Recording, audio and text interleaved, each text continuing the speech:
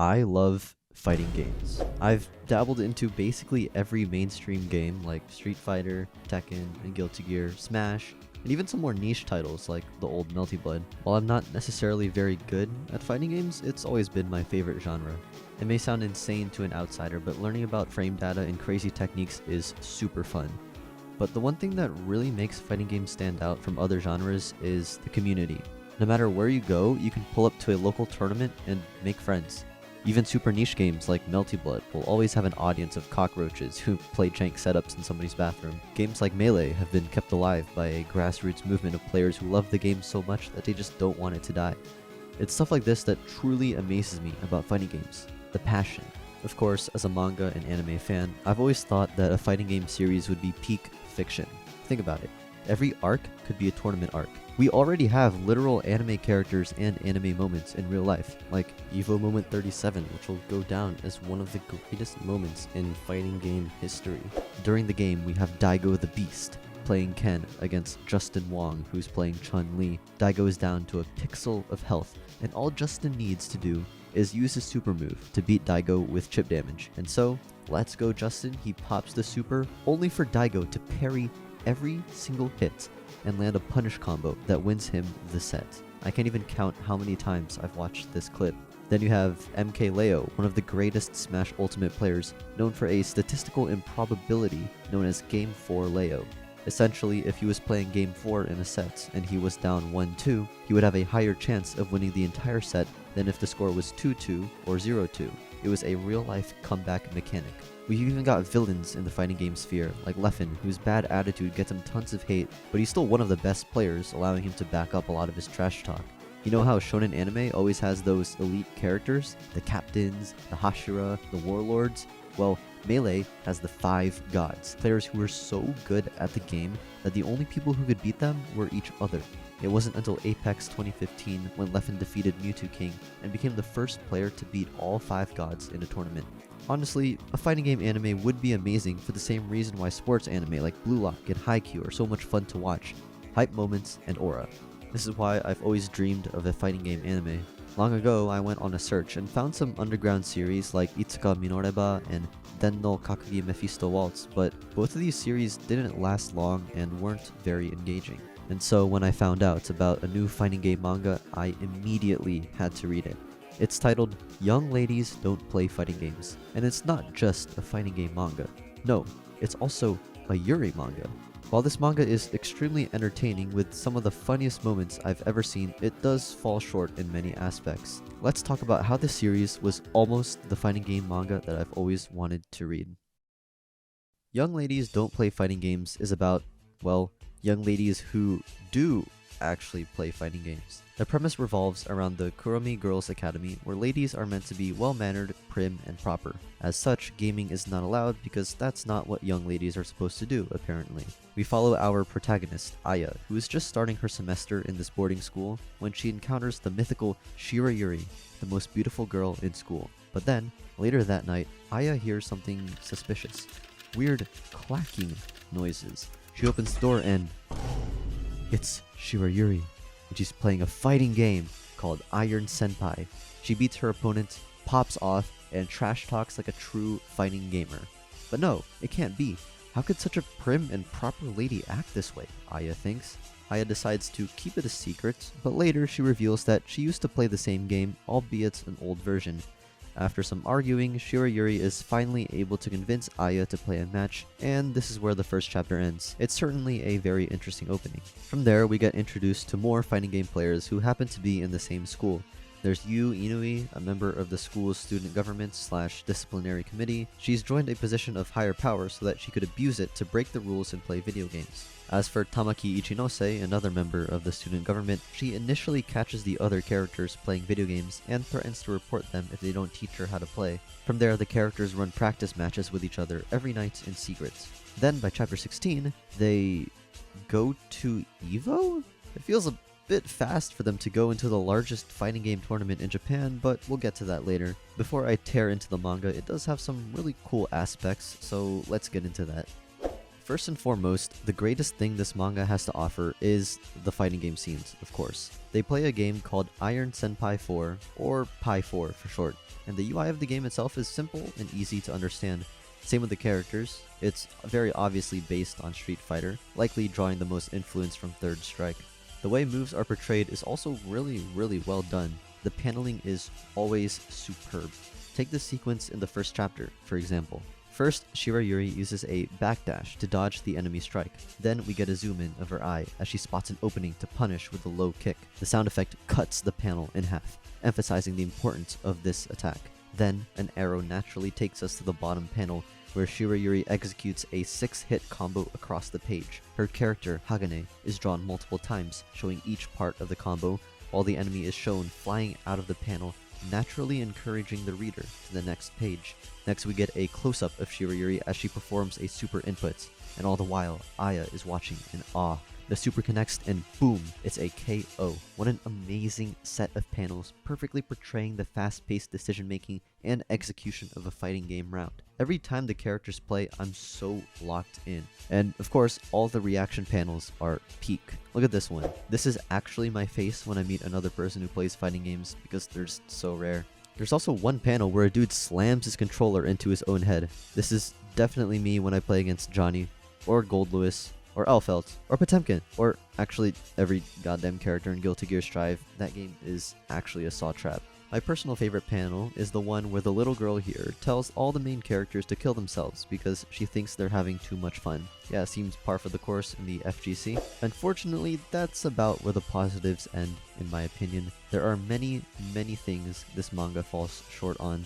The first thing I want to mention is that I honestly think the fighting game should have been treated like a magic system. Unlike sports, which most people can intuitively understand, fighting games operate in a language much different than anything else.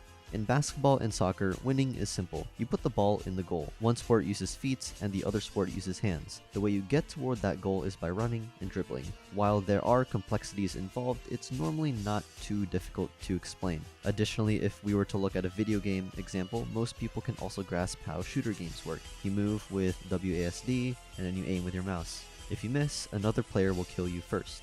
There's even a real-life analog. In all those games, it's a lot easier to understand where you went wrong. You could have aimed better, you could have positioned yourself better, you know, stuff like that. But let's say you're playing a fighting game. The goal's simple as well. You just reduce your opponent's HP to 0. But let's say you're in a match and somebody plays superior neutral by whiff punishing you and then mixing you up with an F-shiki when you're trapped in the corner. Yeah, it's a lot harder to understand where you went wrong if you're a beginner. And then imagine having to explain to a stranger why delay teching is how you beat strike throw offense, but the way to beat delay throw teching is to shimmy. There's just no real life analog to this stuff. Fighting games break physics constantly. Oftentimes, it requires diving into replays, analyzing frame data, and analyzing hitboxes to really understand what's going on. While fighting games aren't inherently harder to learn than other games, you must learn an incredible amount of unintuitive information to get a grasp of why you lost or why you won. For example, it's not immediately obvious which moves are plus on block, which means it's still the attacker's turn to go on offense. Real life just doesn't have an easy analog for frame data, high-low mix-ups, cross-ups, and everything in between.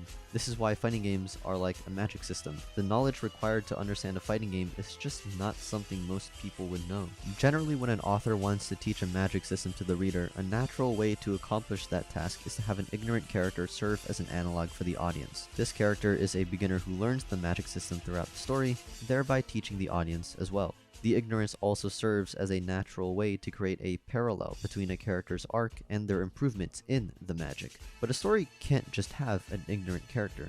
No, there must also be a mentor to do the teaching. A beginner can't just teach themselves, and if they do, they'll likely learn the wrong things at the wrong time. A mentor would not only provide direction for the beginner, they would also provide direction for the story itself, guiding it along a natural progression. I'm not saying every story needs this type of character dynamic, but young ladies don't play fighting games should have had an apprentice and a mentor. It would likely fix many of the issues stemming with the character progression and pacing. To elaborate, let's take a look at the two main characters and their starting level. Their ranks are not explicitly shown, but it's safe to assume that they're basically beginners. Probably. It gets complicated, but we'll save that for later. Anyway, Aya, the main character, hasn't played fighting games since she was a kid, but she was able to beat Shirayuri in their first match, leading me to believe Shirayuri is still a beginner level. Fighting game fundamentals can cross over between old games of a series to an extent, but system mechanics and moves change. Ryu in Street Fighter 6 has many significant differences from the Ryu in Street Fighter 4, Street Fighter 3 and 2, and so on. Aya, who used to play at a casual level as a kid, would have a hard time beating someone more proficient in a specific game. So yeah, they're probably both beginners, low intermediate level at the max. As for the two other characters who are introduced, they are about the same level as Aya and Shirayuri. What happens when you have 4 beginners all trying to learn something for themselves? You get people trying to learn how to solve an integral when they don't even know how to do basic algebra. For example, Tamaki wants Aya to teach her how to get better. What does Aya tell Tamaki to do? Practice crouching medium kick confirms into super. Bro, what? The manga never even mentions basic techniques like strike throw offense. It barely mentions the basics of the neutral triangle. It goes straight into confirming into a super. Sure, it sounds cool, but learning that sort of thing isn't going to win you very many games if your neutral and defense are bad. Earlier in the chapter, Tamaki literally gets called out for having a bad wake-up game and playing too passively. Learning how to do a crouching medium kick into a super would only be a band-aid for an underlying weakness. You could argue that a casual audience wouldn't care about boring basics, but it's up to presentation, really. Strike throw offense might not be as flashy as a super move, but it can be presented in an extremely compelling way. To make a parallel, Blue Lock has a moment where the main character literally unlocks peripheral vision. Like, come on. It's so obvious and seems lame, but the way it's presented in the story is incredibly hype in my opinion. It's possible that the characters already know the basics in the context of the story, but the basics are never actually mentioned. When you talk with somebody in the FGC, everyone mentions neutral and strike throw because that stuff is used in every single match. They're called fundamentals for a reason. The other thing that confuses me about the character progression is how early the story goes to EVO, the largest fighting game tournament in Japan. In the story, it's called EX, but it's really the same thing as EVO. If you think about it, the characters going there is like sending Ash to the Pokemon League before he even has Pikachu. None of the characters in this manga have ever been shown to go to a local small tournament, which is insane. I remember when I first went to a local for Guilty Gear Strive, I thought I was decent at the game. Then I got my ass stomped by someone who wasn't even the best player there.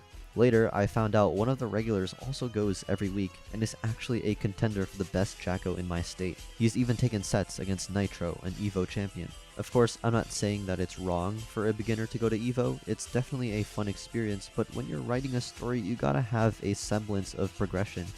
I think the worst part about the EVO arc is that the main characters are actually able to compete against professionals. You know, if they just like went there for fun and found all these crazy people and they learned that they have a long way to go, then yeah, you know, I'll let that pass. But they're able to like beat some of these people, which is crazy.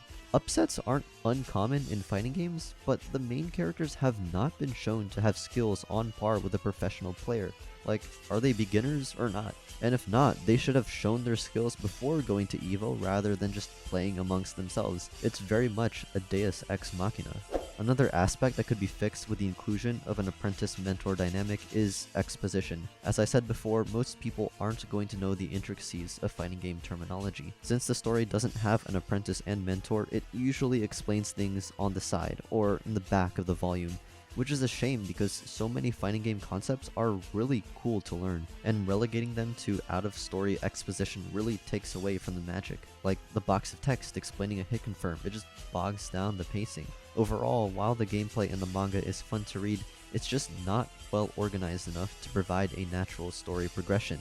Another thing I want to critique is that the characters themselves fall flat. Sure, Aya is able to reignite her childhood passion, but what comes after that? She has no other goal or motivation other than wanting to make out with Shirayuri, I guess. As for Shirayuri, she wants to win EVO, but why? Where's the underlying motivation to make us care for her journey?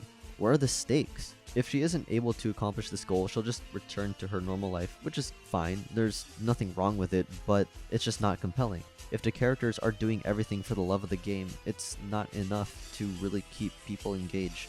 The closest we get to some real drama is with Tamaki, who has sister issues. Basically, all Tamaki wants is for her sister to acknowledge her, but her sister is much better at the fighting game, leading to Tamaki's inferiority complex. She wants to get better at the game so that she can finally beat her sister. It's actually a pretty good concept for a character arc, but the other characters just don't have enough motivation to keep me engaged. Whenever the characters aren't playing fighting games, I low-key zone out, which is such a shame because of how much potential this manga has. Every time the story steps away from the fighting game, it just throws Yuri bait to keep people entertained, and even then, there's no real value to the romance either. It just feels like a smokescreen for the story's lack of depth. Now don't get me wrong, ship whoever you want, but it shouldn't be the only thing keeping the non-fighting parts alive. The romance isn't even strong enough to call it a B-plot, even though the author pushes it to the forefront of the story often. Like, is this story about young ladies playing fighting games? Or is it about young ladies who just happen to play fighting games? If I saw the cover at a bookstore, I wouldn't immediately think it's a story about fighting games until I read the title. All you have is like a pretty girl on the cover, and there's no other fighting game related imagery. But I guess that's just a nitpick at this point. Also, the fact that the girls aren't allowed to play fighting games in their boarding school feels super arbitrary. At first there's conflict revolving around it, but as the story progresses, that entire limitation just gets bypassed. You literally get introduced to multiple characters who are tasked with enforcing the rules, but they just end up playing the games anyway. At this point, I'm ranting, but to put it all together, the story is just lacking a lot of direction. It's a mess, but I enjoyed it nonetheless. There's nothing wrong with liking something that's kinda bad. No matter how much I might roast the story, there are some genuinely amazing moments, and it never ceases to entertain me, especially since I love fighting games so much. So yeah, it may not be the fighting game manga I've always wanted, but it's still worth a read, so give it a go if you want. And that's the end of my rant for today. Thank you for watching, and make sure you call your local representative to get them to remove throw loops from Street Fighter 6.